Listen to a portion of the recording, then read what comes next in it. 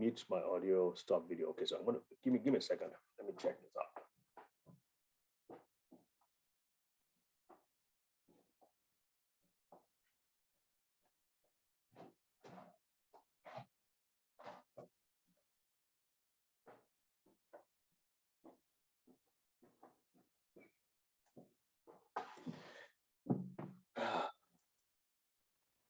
All right, I'm back.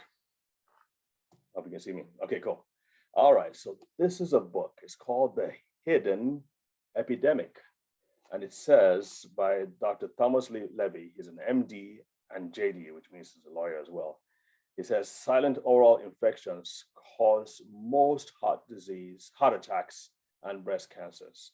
Silent oral infections cause most heart attacks and breast cancers.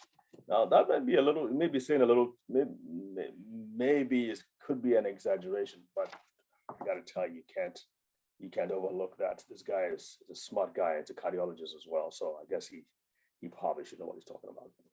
So you got to remember that if you got to have a good maybe integrative dentist look at your teeth and make sure that you're not seeding a lot of bad stuff into your blood system. So we talked about the microbiome. So the bugs are in your digestive system, mostly in the colon, right? I mean, this colon that we think is just for crap, excuse me, for stuff. This probably might be one of the most important parts of your body.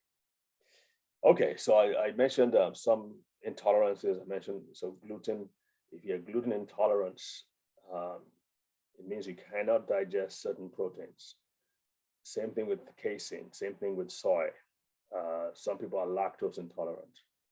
Sometimes there are other food food things that are added to food that shouldn't be there.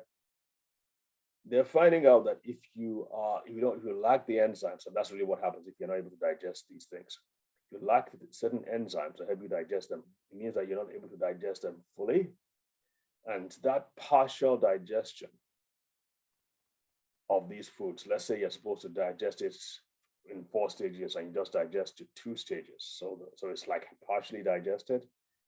That can be more dangerous than you not digesting at all, because they find out the body does some chemical processes and adds stuff to that partially digested food, causing it to have some kind of morphine, that pain reliever-like properties.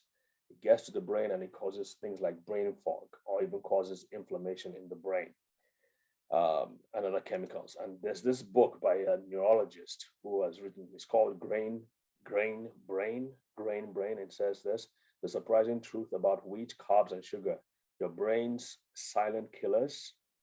These things, and he says a lot about it, so you might want to read it. And he says that just these nutrients or these foods, really can't call them nutrients, can cause a lot of damage to the brain over a period of time. Remember, what we're looking at are the things that weaken your brain over time and make it more susceptible to the disease called Alzheimer's disease.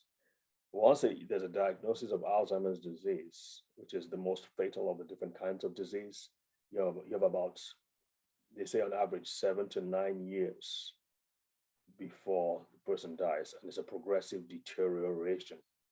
The person loses memory, then after memory, sometimes speech is affected, sometimes they're unable to take care of themselves, sometimes they're unable to walk, and it's just a gradual progression, which is very, very, very disturbing and distressing to the caregivers. In fact, I heard the statistic that about 42% of caregivers die early because of the stress and the strain of having to take care of people with that condition. So it's super important that we know how to